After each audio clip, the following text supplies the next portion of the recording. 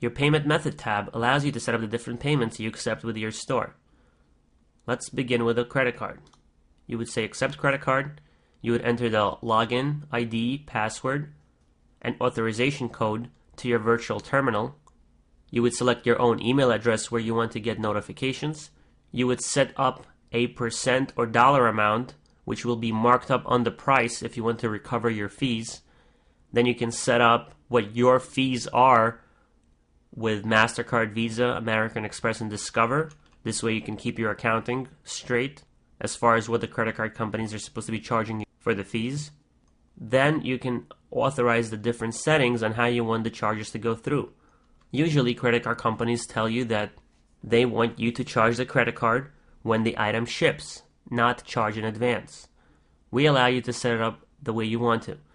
So it says domestic orders, it says charge, authorized only, or manual charge. Charge means you charge them automatically if they pass the address verification system, which is available automatically through your virtual terminal.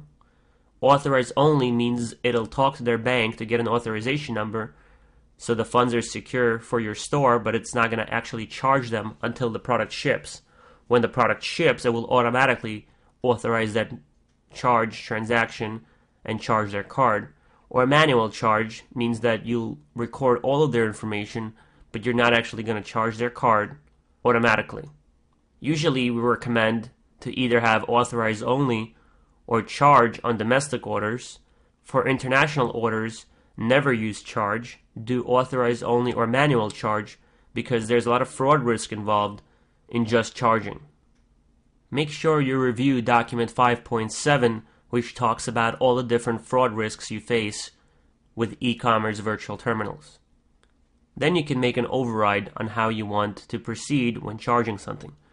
When there's a different shipping address, do you want to charge, authorize only, manual charge, or don't even activate it? If there's a dollar amount higher than a certain amount, what do you want to do? If the order has been marked as a fraud either by you or the central system, what do you want to do?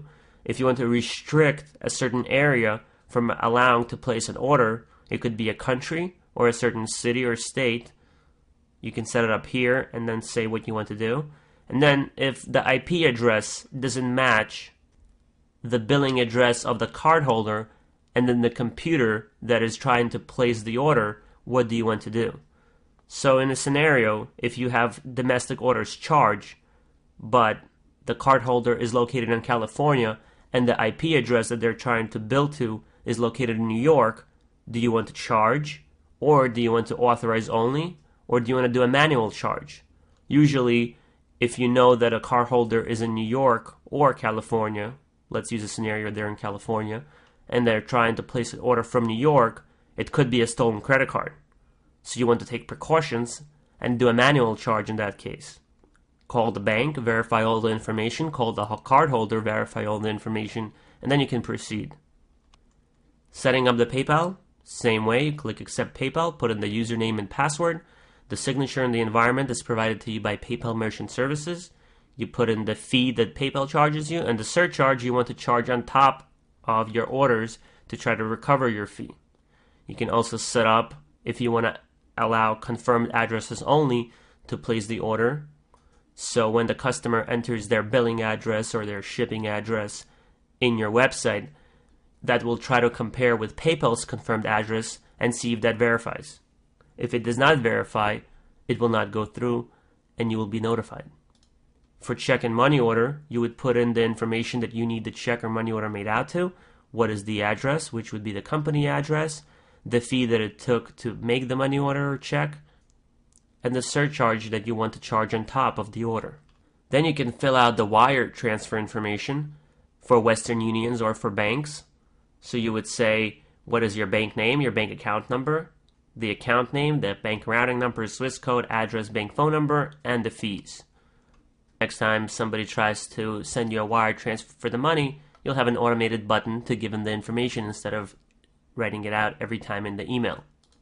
And last, e-check. Same as the credit cards, you put in your login password, the virtual terminal ID, your email address, and the fees.